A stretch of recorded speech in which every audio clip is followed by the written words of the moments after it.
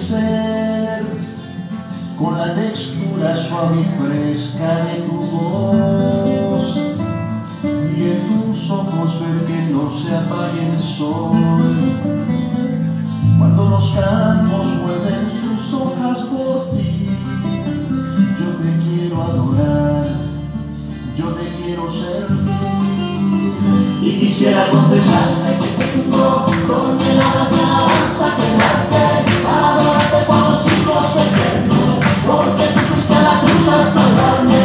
Y después de despertar de las aves, voy a hacer una canción cada día, y mi alma para ti ya lo sabes, para ti mis versos y melodías.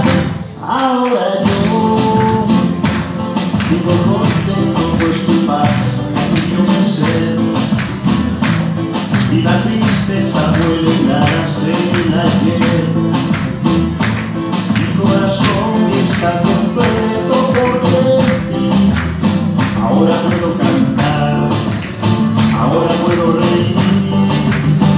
Y quisiera confesarte que tengo condenada mi alabanza, quedarte, adorarte por los siglos eternos, porque tú fuiste a la cruz a salvarme. Y después de despertar de las aves, voy a hacerte una canción cada día, y mi alma para ti ya lo sabes, para ti mis versos y melodías. ¡Ay, Dios mío!